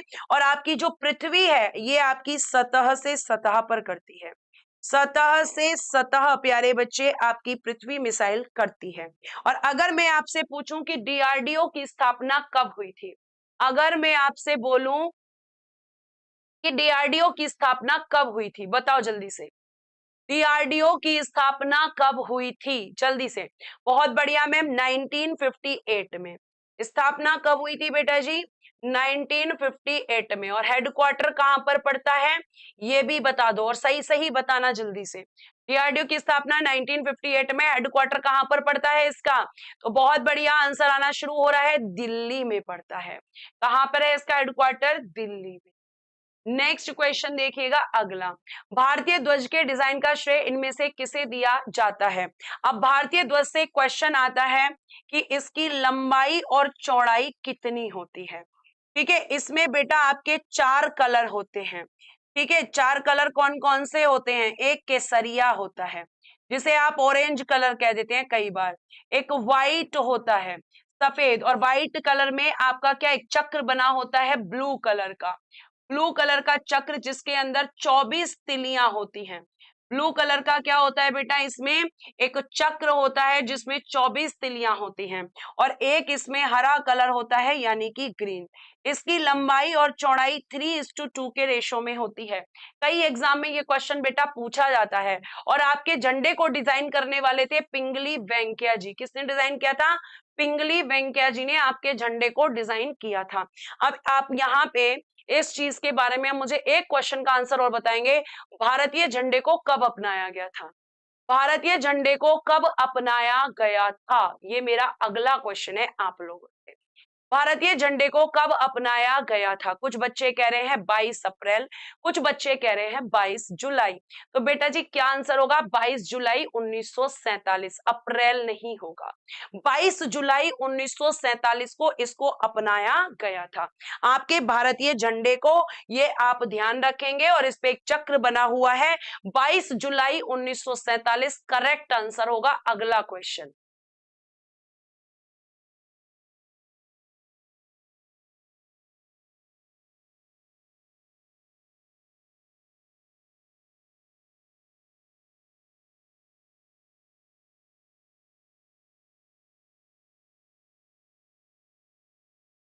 ठीक है। अगला क्वेश्चन है, निम्नलिखित में से कौन सा घास का मैदान नहीं है? तो कल मैंने लिस्टिंग दी थी, इसके हिसाब से आपका फेन नहीं है। अब अगर हम बात करते हैं, जैसे इसमें ऑप्शन दे रखा है कि आपका बी, तो चलो इसका आंसर हो गया। अब यहाँ पे सवाना कहाँ होते हैं? दक्षिण अफ्रीका में।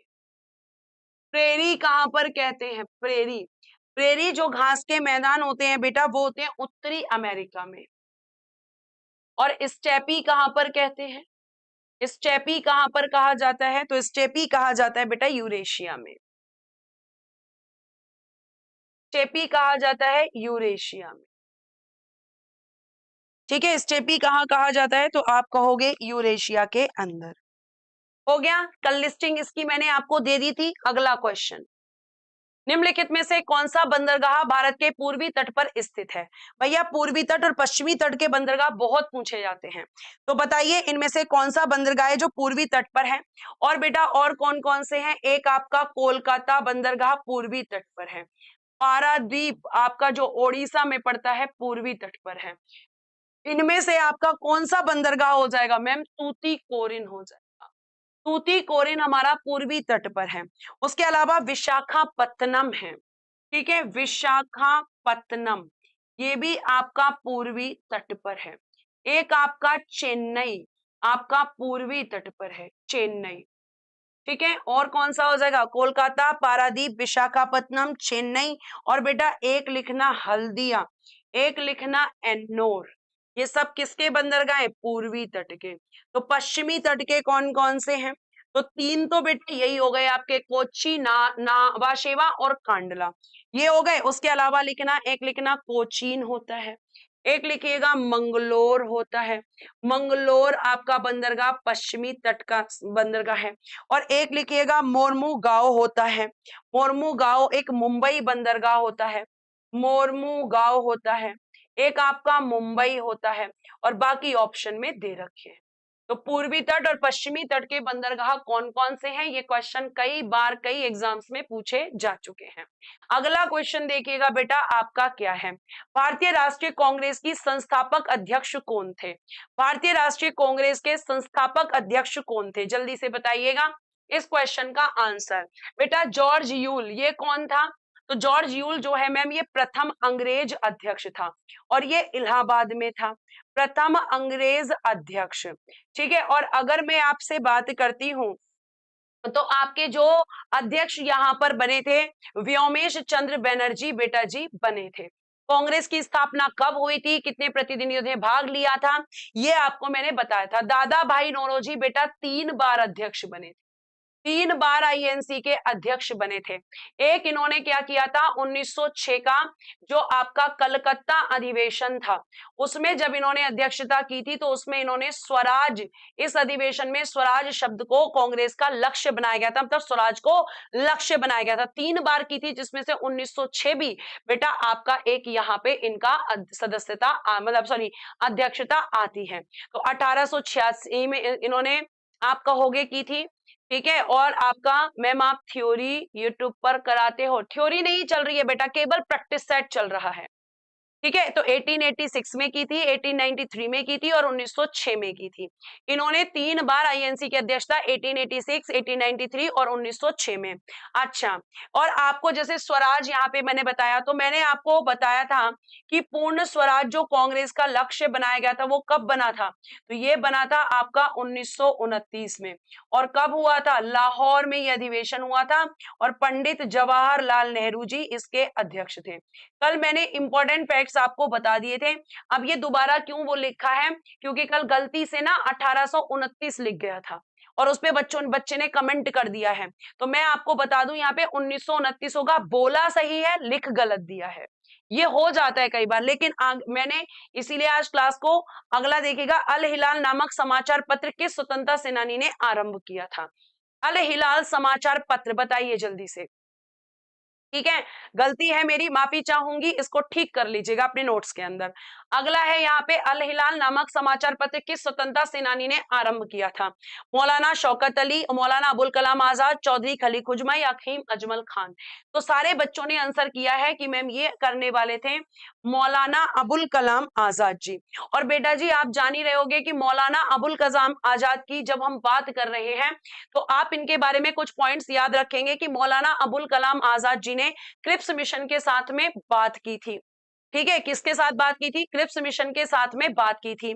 मौलाना अबुल कलाम आजाद जी आईएनसी के सबसे यंगेस्ट यानी सबसे युवा अध्यक्ष थे। मौलाना अबुल कलाम आजाद जी जो है वो आपके आईएनसी के सबसे लंबे समय तक अध्यक्ष थे। ये 3 पॉइंट आप याद रखेंगे। उसके बाद बेटा हम बात कर रहे हैं समाचार पत्र के बारे में। तो समाचार पत्रों के बारे में आप यहाँ पे लिखेंगे कि इन्होंने आरंभ कब किया था इसे, तो आप यहाँ पे आरंभ कब किया था ये बताएंगे। और बेटा जी ये एक साप्ताहिक न्यूज़पेपर था, साप्ताहिक न्यूज़पेपर था और ये किस में लिखा गया था? तो उर्दू में। साप्ताहिक न्यूज़पेपर था। अब मैं अगर आपसे पूछूं अ नेशन मेकिंग किसका न्यूज़पेपर है?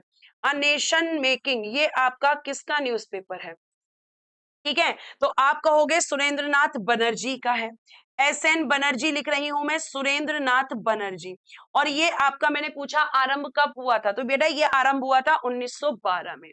अब मैं अगर आपसे पूछूं कि यहाँ पर अमृत बाजार पत्रिका जो कई एग्जाम्स में पूछी गई है, अमृत बाजार पत्रिका बताइए किसके द्वारा निकाली गई थी? अमृत बाजार पत्रिका। और बेटा जी एक न्यूज़पेपर था आपका भारत का पहला न्यूज़पेपर बंगाल गजट, ये किसने निकाला था? ये भी क्वेश्चन पूछा जाता है। तो अमृत बाजार पत्रिका आपको पता है कि शिशिर कुमार घोष की थी, शिशिर कुमार घोष इन्होंने निकाली थी। ठीक है, और अगर मैं आपसे बोलूं बंगाल गजट के बारे में तो जेम्स अगस्टस हिक्की लिखिएगा, जेम्स अगस्टस हिक्की। और बेटा अगर मैं आपसे बोलूं कि केसरी और मराठा, जेम्स अगस्टस हिक्की। ठीक है, और अगर मैं आपसे बोलूं यहाँ पर कि केसरी और मराठा, केसरी जो कि मराठा भाषा में था और मराठा जो कि इंग्लिश भाषा में था, लेकिन कई एग्जाम में पूछा जाता है बाल गंगाधर तिलक जी। ठीक है, बाल गंगाधर तिलक जी ने इसको निकाला था। क्या ये क्वेश्चन पूछे नहीं जाते हैं? बिल्कुल पूछे जाते हैं। एक आपका है यहाँ पर, 1 मिनट में स्लाइड ले लेती हूँ। एक निकाला था आपका बॉम्बे हेराल्ड, तो ये क्वेश्चन भी पूछा जाता है। बॉम्बे हेराल्ड जो है वो किसका न्यूज़पेपर था?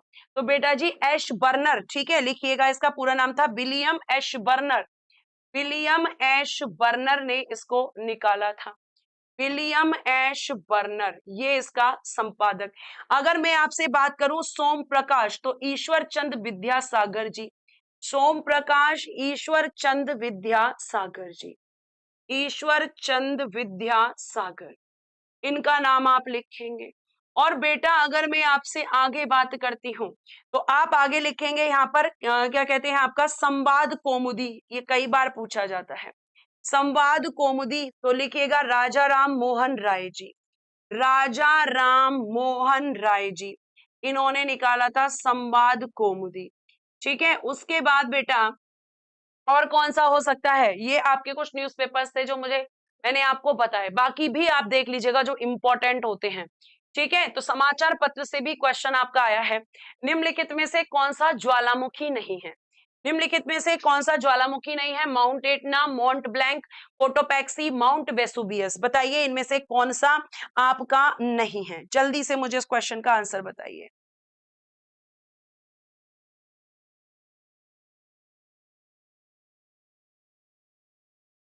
तो कौन सा नहीं है? माउंट ब्लैंक नहीं है।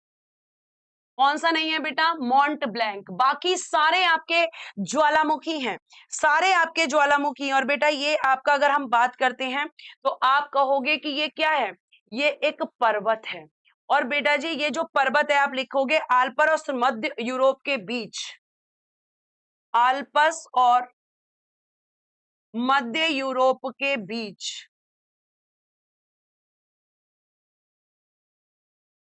सबसे ऊंचा पर्वत,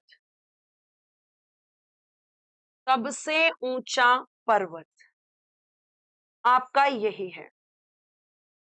ठीक है, कौन सा? तो माउंट ब्लैंक। अगर मैं बात करती हूं तो बेटा जी अगर मैं आपसे बात करूं तो ये आपका इसके बारे में और लिखना, इसके बारे में लिखना कि यह समुद्र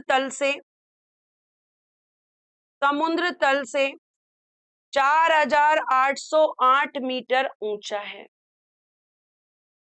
4808 मीटर ऊंचा है। और बेटा माउंट एलब्रूज के बाद, माउंट एलब्रूज के बाद यह यूरोप का दूसरा, यह यूरोप का दूसरा सबसे ऊंचा पर्वत है, यूरोप का दूसरा सबसे ऊंचा, माउंट एल्ब्रूस के बाद में। और बेटा दुनिया का 11वां प्रमुख पर्वत है, दुनिया का 11वां प्रमुख पर्वत। ठीक है, और बाकी आपके जितने दिरक हैं वो सब क्या है आपके, तो वॉल्केनो हैं, बाकी आपके सारे वॉल्केनो यहाँ पर हैं। जैसे माउंट एटना कहाँ का वॉल्केनो है, तो बेटा ये इटली का है। ठीक है, कोटोपैक्सी आपका कहाँ का है, तो कोटोपैक्सी इक्वाडोर का है, लिखिएगा इक्वाडोर का है। और बेटा अगर मैं बात करूं माउंट वेसुल तो ये आपका इटली का। ठीक है, तो माउंट एटना आपका लिखिएगा इटली का है, कोटोपैक्सी इक्वाडोर का है, और बेटा जी माउंट वेसुबियस आपका इटली का है। नेक्स्ट आइए अगला क्वेश्चन, निम्नलिखित में से किसका संबंध वैश्विक पर्यावरणीय समस्याओं को कम करने से है। मतलब जो ये कहता है बस नहीं करो, बस तुम्हारी पिटाई होनी चाहिए, बस करो, मतलब पढ़ाई तुम्हारी, ठीक है, और पढ़ाई की चिंता नहीं है तुम्हें, चिंता है कि बस करो मैम, और वैसे कहते हो लंबी क्लास लगा दो मैम। तो यहाँ पे क्या आंसर कर रहे हो तुम लोग, मैम यूनिसेफ, हम यहाँ पे आंसर कर रहे हैं बी। तो बिल्कुल सही है, इसका आंसर होगा आपका यूनिसेफ। इसकी फुल फॉर्म लिखिए, United Nations conference, United nation conference on environment,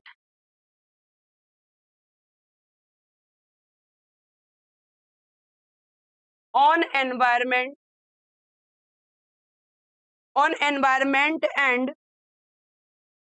development. और ये बेटा कब हुई थी, ये कब हुई थी, तो आप कहोगे 3 जून 1992 से लेकर 14 जून 1992 तक। कहां पर हुई थी, रियो डी जेनेरियो के अंदर। ठीक है, जिसे हम पृथ्वी सम्मेलन भी कहते हैं। कहां पर हुई थी, रियो सम्मेलन भी हम इसको कहते हैं, रियो डी जेनेरियो में आयोजन हुआ था, आयोजन। और इसको बेटा क्या कहा जाता है, इसको मैम पृथ्वी सम्मेलन भी कहा जाता है, और मैम इसके अलावा इसको रियो सम्मेलन भी कहा जाता है।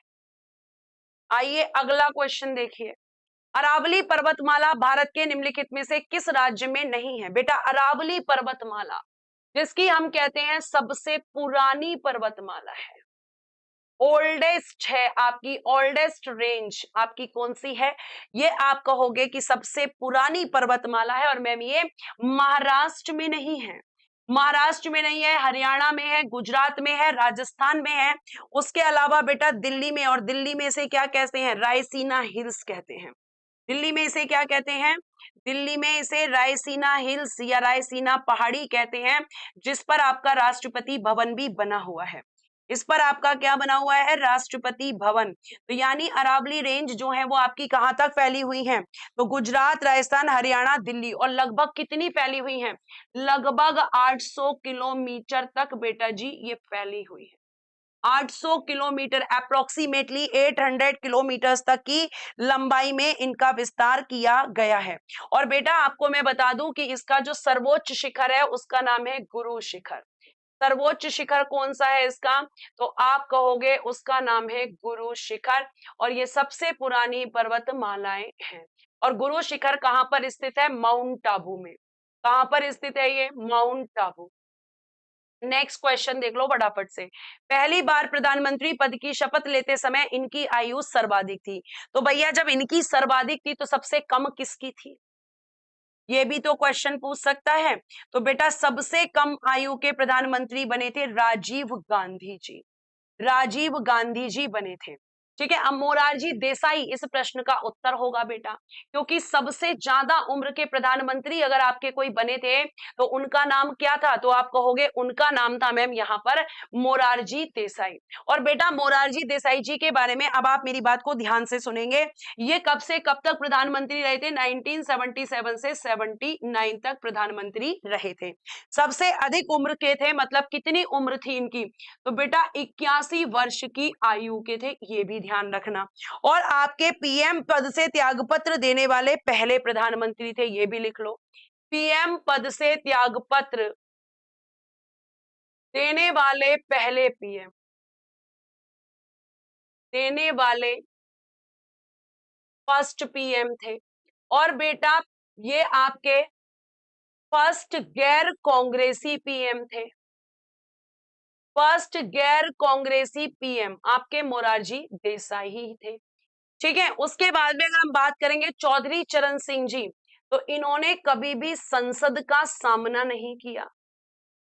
ये ऐसे पीएम थे जिन्होंने कभी भी संसद का सामना नहीं किया, ये कभी संसद जा ही नहीं पाए।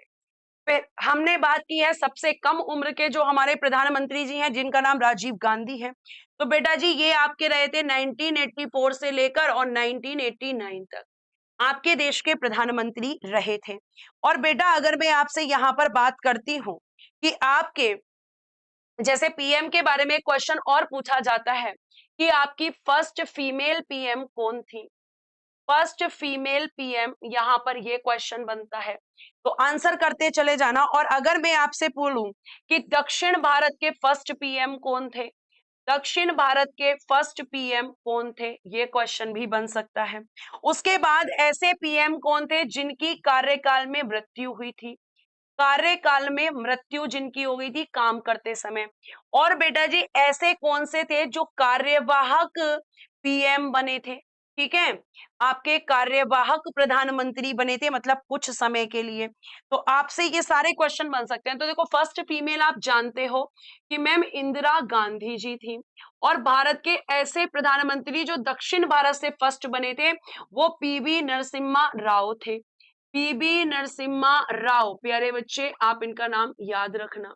उसके बाद में जिनकी मृत्यु कार्यकाल में हुई थी, तो एक तो आपके सबसे पहले प्रधानमंत्री पंडित जवाहरलाल नेहरू जी की हुई थी, ठीक है। उसके अलावा लाल बहादुर शास्त्री जी की हुई थी, लाल बहादुर शास्त्री जी की मृत्यु भारत के बाहर ताशकंद में हुई थी। और बेटा जी आपकी इंदिरा गांधी जी की मृत्यु कार्यकाल के समय हुई थी। आप कहोगे राजीव गांधी की भी हुई थी, बेटा राजीव गांधी की निर्वाचन के समय पर हुई थी। और कार्यवाहक पीएम जो आपके बने थे वो थे बेटा जी गुलजारी लाल नंदा। और ये जो गुलजारी लाल नंदा थे ये कितनी बार बने थे, 2 बार। एक बार पंडित जवाहरलाल नेहरू जी की मृत्यु पर और एक बार प्यारे बच्चे बने थे आपके जो है इनकी लाल बहादुर शास्त्री जी की मृत्यु पर। तो 2 बार ये आपके बने थे। तो इस तरह के क्वेश्चन भी बेटा आपसे पूछे जा सकते हैं। इनमें से कौन सा जल डमरू मध्य रूस और संयुक्त राज्य अमेरिका के राज्य के बीच स्थित है, 30 क्वेश्चन करेंगे तो आप जल्दी जल्दी मुझे आंसर करते चले जाओगे, बताओ कौन सा है। जैसे अगर मैं बात करती हूँ फर्स्ट की पाक जल डमरू, हम बहुत पढ़ते हैं मैम, ये भारत और श्रीलंका, भारत में मतलब तमिलनाडु, ठीक है, और किसके मध्य में है, श्रीलंका, ये हम बहुत ज्यादा पढ़ते हैं बेटा। और एक है आपकी यहाँ पर मैगेलन, मैगेलन प्रशांत एवं लिखिएगा, मैगेलन का लिखिएगा प्रशांत एवं दक्षिण अटलांटिक महासागर, दक्षिण अटलांटिक महासागर। और बेटा अगर हम बात करते हैं क्वेश्चन का आंसर तो बेरिंग जल डमरू होगा, डी इसका आंसर होगा। तो डोवर जल डमरू मध्य किसके अंदर है, अंतर्गत है, तो आप लिखेंगे कि मैम इंग्लैंड और फ्रांस, किस किसके मध्य है ये, इंग्लैंड और फ्रांस,